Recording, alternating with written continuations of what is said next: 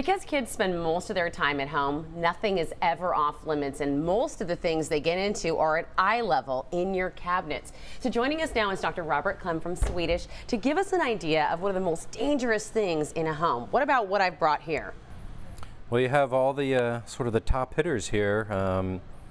Prescription medications, household products that can be a little bit toxic, and other types of candy type of devices that look like medication but can be more dangerous for kids than we think. So they can eat things that are colorful because they just like them. They can open things and get them into their mouth that can be really quite dangerous, particularly prescription medications and other household products, cleaning products, cosmetic products. They can either ingest or spray accidentally because they sort of watch what we do and mimic us. So this is a common problem, I think, for a lot of parents. Shopkins, not only a problem for our pocketbooks, but the fact that, I have an older child and a younger child. My 5-year-old loves these things. Sure. But how dangerous can this be for my 2-year-old? Yeah, I mean, technically they're not poisons, of course, but they're a huge choking hazard. They're small toys.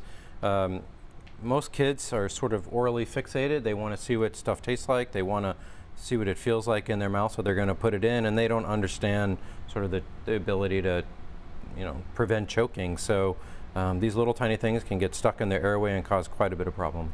And speaking of things that you swallow, what about batteries, the button battery things? Someone sent me my grandmother. Gemma, I love you, but please stop sending the musical cards for many reasons. Yeah. But one of them is that there's button batteries in there, right? Absolutely. So that was something that we didn't have when I was a kid, of having to worry about.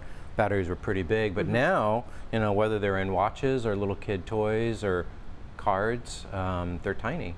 And you can have kids who ingest lots of them, high volumes of these little buttons with all sorts of toxic stuff in them. So doesn't it burn their throats? It can, or their GI tract. So it's important to try and avoid that as well. Something else you mentioned that I thought was really interesting is when taking your medications, don't do it in front of your children. Why? So kids want to play act and they want to be like you. They want to be like adults. And so if they see you taking medications, they may want to do that as well. So they say, oh, mommy takes her medicine in the morning. When I get up, I want to try that as well. But how can they even get into it? I mean, it's supposed to be child safe, right? So yeah, I would say they're probably more child delay. Child delay. Child delay.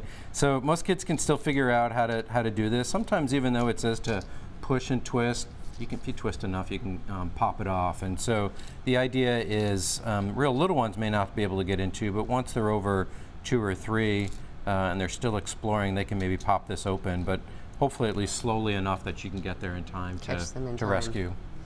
And then, like you said, cosmetics, something I hadn't thought about, but I would never think that a cosmetic would be a dangerous chemical, but these are things we should keep up high as well? Absolutely. So, particularly things that we all use, whether they're cleaning supplies, if they're other types of cosmetics, whether they're perfumes or nail polish removers are all pretty toxic. They have pretty packaging and colors. Once again, kids, see us spray perfume, spray hairspray. They're going to want to do that. They can get it in their mouth, their eyes, and cause other problems as well. Wow, I wish I had more cabinets up high, that's for sure.